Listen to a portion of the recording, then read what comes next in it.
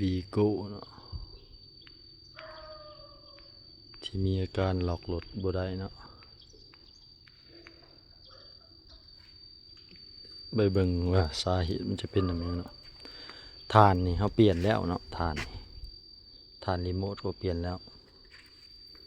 แต่ยังหลอกบ่ได้เนาะ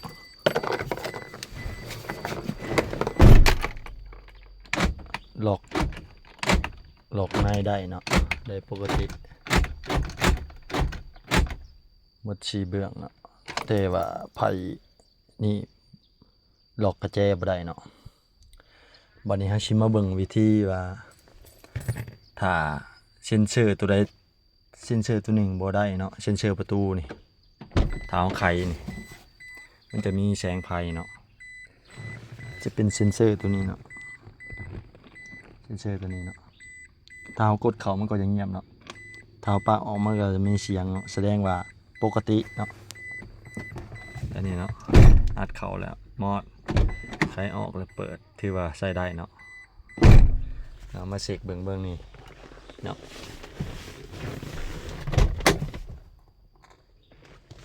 เบิ่งนี่เขาได้เนาะได้คือเก่าเนาะอัดเข้ามอดเนาะแสดงว่าปกติเนาะวิธีเช็คถ้ารถทำบล็อกเนาะเบื้องนี้ใครออกก็มีเซ็นเซอร์เนาะมีแสงเซ็นเซอร์เข้ามาเนาะอัดเข้าก็จะดับเนาะเบื้องนี้ใครออกเนาะจะเงียบเนาะบ่มีแสงไฟเนาะแสดงว่าเป็นนำเซ็นเซอร์เนาะเป็นนำเซ็นเซอร์เบื้องหลังเนี่ยเนาะใครออกได้เนาะเพราะว่าผิวเอากดเบิ่งหมดแล้วเนาะผิวอยู่กล้องเนี่ยมันจะมีผิวเนาะมีผิวอยู่นี่กล้อง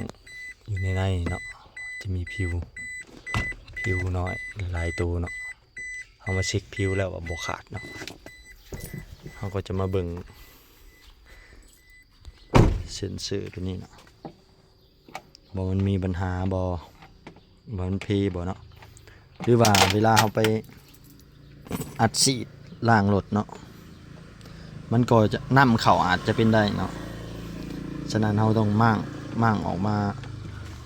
ทำความสะอาดลองเบิ่งเนาะว่าสิได้บ่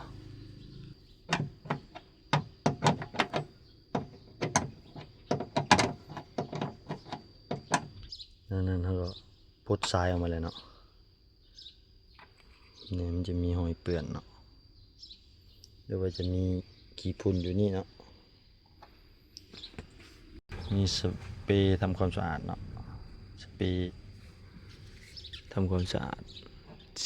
เหนียงเนาะฉีดเข้าไปเลยมันหนา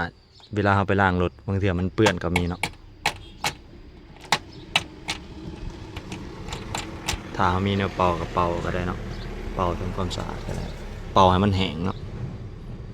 เบื้องนี้นำ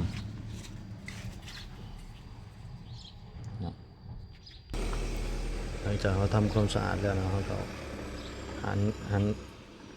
หันเข้ากับคืนเนาะชุบใส่กันเนาะถ้าว่าเราลองเนาะเราลองแบบนี้บ่ได้แล้วเนาะเราลองแบบนี้บ่ได้เราลองเอาเซ็นเซอร์ตัวนี้ไปลองใส่รถคันอื่นเนาะไปลองใส่รถคันอื่นถ้ามันได้ที่ว่าเซ็นเซอร์บ่ตายเนาะเราต้องนำสายไฟอยู่หลุม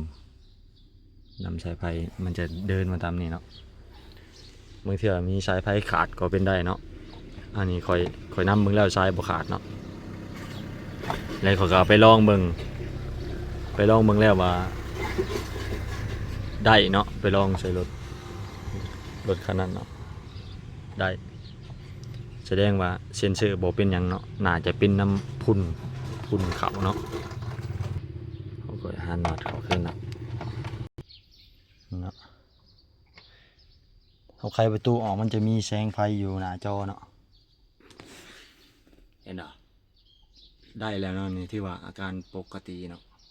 เวลาเขาอัดประตูเขามันก็จะดับเนาะเวลาเขาไขประตูออกมันจะมีไฟขึ้นมาเนาะถ้ามีอาการแบบนี้เนาะ มันก็จะปกติแล้วเนาะวันนี้เขาจะมาลองมึงว่ามันจะล็อกบ่เนาะ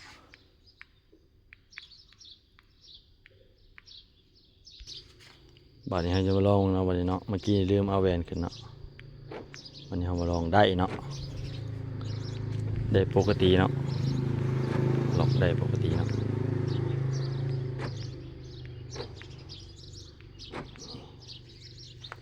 รถที่มีปัญหาสำหรับรถที่มีปัญหากระเจโบอันนั้นเนาะลองได้เนาะสำหรับรถ